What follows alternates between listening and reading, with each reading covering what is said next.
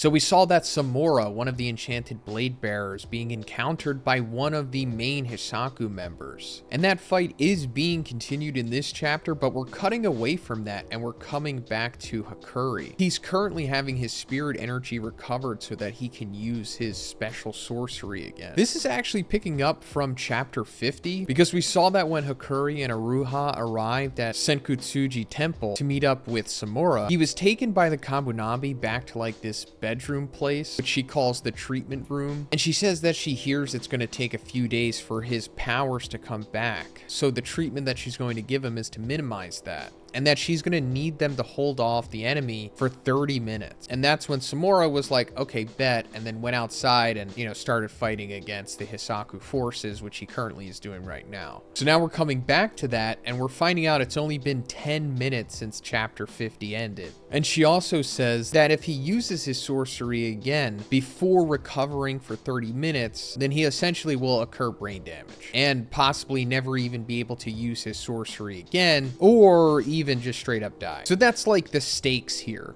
And since they've been established in the first page of the chapter, in the very last page of the chapter, we see that, yes, of course, he is activating his sorcery before the 30-minute minimum recovery time. So now it's like, oh, is he going to receive brain damage? Is he never going to use his ability again? Or is he going to die? Well, we'll see, and I'll talk more about that once we get to it. But Hakuri then talks to Chihiro on the phone, and he finds out that all the enemy forces are focused on the temple, but they need to evacuate. Aruha asks about Samura, and the Kabunabi's like, nah, don't worry, we'll fight with him. Because apparently they have another special squad here by the name of the Makizumi. So Hokazono loves his special squads. And this time they're a special force dedicated to Samura. We actually see that he is the master of like one of the main members here. Kind of gives me like Child Emperor vibes a little bit. And I'll go into these guys a little later because we're coming back to Samura taking on one of the main Hisaku members. So this guy isn't as aggressive as I thought he was going to be. He's actually more methodical, as he's just sitting back and kind of attacking Samura from a distance with his Hashirama abilities. And that's of course frustrating Samura, but the Hisaku sorcerer's like, we're not idiots. We need to use special tactics to take on a freaking legendary warrior like yourself, which is understandable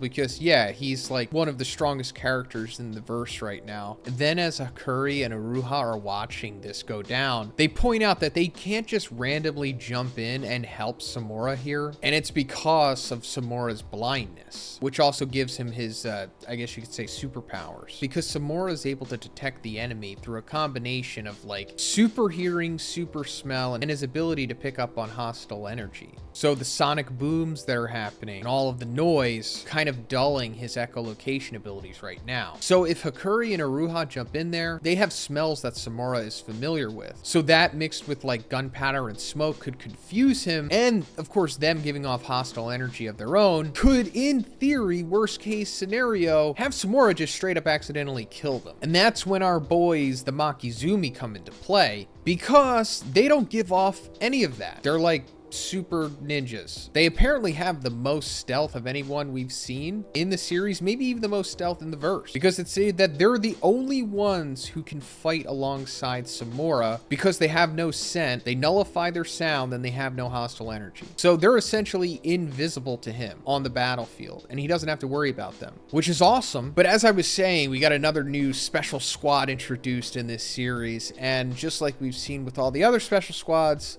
they all get killed. So I expect nothing different from the Makizumi here.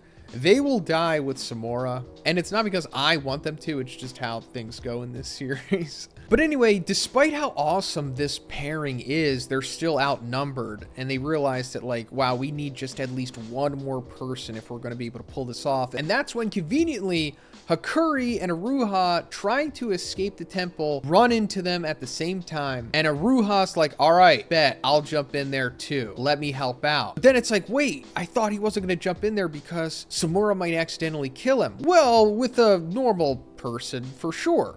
Like if Hakuri jumped in there, he would have gotten decapitated instantly. But Aruha, let us not forget, is an enchanted blade bearer. He used one of the enchanted blades in the war, which means that he's like one of the 6 most legendary swordsmen to ever live, essentially. So he just jumps in there, knowing that Samura might accidentally kill him, but he's so skilled that he can still avoid it. And so far, we've seen that no one can really stand to Samura, but Aruha can. Now, technically, they are fighting here because Samura is striking at Aruha with lethal force. He even takes off some of his hair.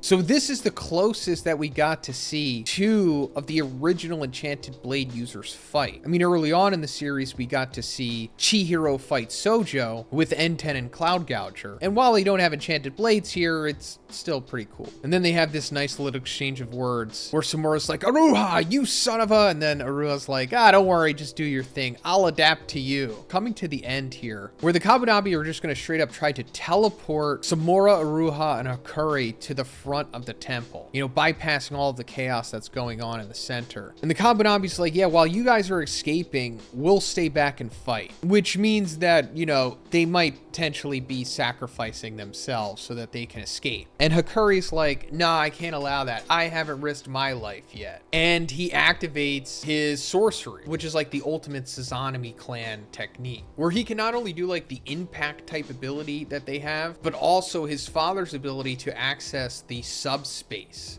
And this is actually what Chihiro was banking on back in chapter 49, because he's like, if Hakuri is in contact with 2 of the Enchanted Blade owners, and his powers recover, then they can translate the enchanted blades to them. Like, that's ultimately what they want, to get the enchanted blades into the subspace, then have Hakuri bring them to Aruha and Samura, which is fine, but honestly, it would be better if you just have Aruha and Samura hide in the subspace. Then the Hisaku would never be able to get to them. But we shall see. Right now, the 2 enchanted blades are in the possession of Hirohiko, like he's flying them on his paper crane somewhere. And I always thought that that pretty much guaranteed that the Hisaku were going to get the blades and that Aruha and Samura were going to be killed. And I'm still pretty sure that's going to happen, but with this addition of Hakuri awakening his abilities and the possibility of him somehow, I guess in the fumble of all of this stuff, getting the enchanted blades from Hirohiko